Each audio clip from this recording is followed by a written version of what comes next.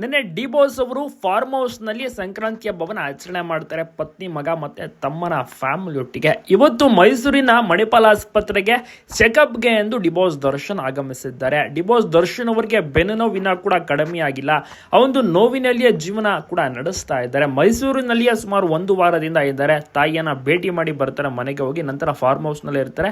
ಇವತ್ತು ಅಂದ್ರೆ ಹಬ್ಬ ಮುಗಿದ ಮರುದಿನ ಫಾರ್ಮ್ ಹೌಸ್ನಿಂದ ಮೈಸೂರಿಗೆ ಬಂದು ಇಲ್ಲಿ ಆಸ್ಪತ್ರೆಗೆ ಚೆಕಪ್ಗೆ ಅಂತ ಬಂದಿದ್ದಾರೆ. ಸ್ವಲ್ಪ ಪ್ರಿಕಾಷನರಿ ಕೂಡ ತಗೊಳ್ತಾರೆ. ಮೆಡಿಸಿನ್ಸ್ ಏನಾದ್ರು ಇದ್ರೆ ಕಂಟಿನ್ಯೂ ಮಾಡ್ತಾರೆ. ಡಾಕ್ಟರ್ ಹೇಳಿದಂಥ ಒಂದು ಮಾತನ್ನು ಕೂಡ ಕೇಳಿಸ್ಕೋತಾರೆ. ಡಿ ಬಾಸ್ ಅವರನ್ನು ನೋಡೋಕೆ ಇದೀಗ ನಟ ಧನ್ವೀರ್ ಅವರು ಕೂಡ ಆಸ್ಪತ್ರೆಗೆ ನೇರವಾಗಿ ಬರ್ತಾರೆ. ದರ್ಶನ್ ಅವರು ಬರುತ್ತಿದ್ದಂತೆ ಅಭಿಮಾನಿಗಳ ಸಂಭ್ರಮ ಸಡಗರ, ಕ್ರೇಜ್ ಅಂತೂ ನೆಕ್ಸ್ಟ್ ಲೆವೆಲ್. ನಿನ್ನೆ ಸಂಕ್ರಾಂತಿ ಹಬ್ಬವನ್ನು ಆಚರಣೆ ಮಾಡಿದಂತ ಡಿ ಬಾಸ್ ದರ್ಶನ್ ಅವರ ಫಾರ್ಮ್ ಹೌಸ್ ಮುಂದೆ ಕೂಡ ದರ್ಶನ್ ಅವರನ್ನ ಭೇಟಿಯಾಗಬೇಕು ಅಂತ ತುಂಬಾ ಜನ ಕೂಡ ಸೇರಿದ್ರು.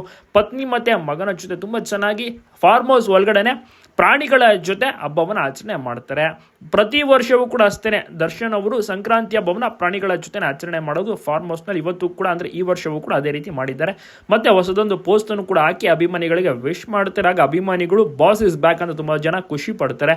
ಸದ್ಯಕ್ಕೆ ಮೈಸೂರಿನಲ್ಲಿ ಇನ್ನೂ 1 ವಾರಗಳ ಕಾಲ ಡಿ ಬಾಸ್ ದರ್ಶನ್ ಅವರು ಇರ್ತಾರೆ.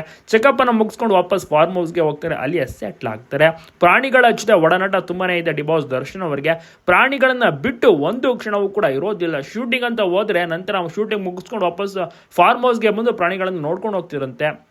ಸೊ ಅಷ್ಟು ಕ್ರೇಜ್ ಇತ್ತು. 6 ತಿಂಗಳ ಬಳಿಕ ಫಾರ್ಮ್ ಹೌಸ್ಗೆ ವಾಪಸ್ ಬಂದಿರುವಂಥದ್ದು ಪ್ರಾಣಿಗಳಿಗೂ ಕೂಡ ಖುಷಿಯಾಗಿದೆ. ಅವರ ನೆಚ್ಚಿನ ಕುದುರೆ ಆಗಿರ್ಬೋದು, ಶ್ವಾನಗಳು ಮತ್ತೆ ಬೇರೆ ಬೇರೆ ಹಳ್ಳಿಕರ ಹಸು ಇದೆ. ಸೊ ಈ ರೀತಿಯೆಲ್ಲ ಕಂಪ್ಲೀಟ್ ಆಗಿ ಡಿ ಬಾಸ್ ದರ್ಶನ್ ಪ್ರಾಣಿಗಳ ಜೊತೆ ಇದ್ದಾರೆ. ಇವತ್ತು ಆಸ್ಪತ್ರೆಗೆ ಬಂದಿದ್ದಾರೆ, ಮಣಿಪಾಲ್ ಆಸ್ಪತ್ರೆಗೆ.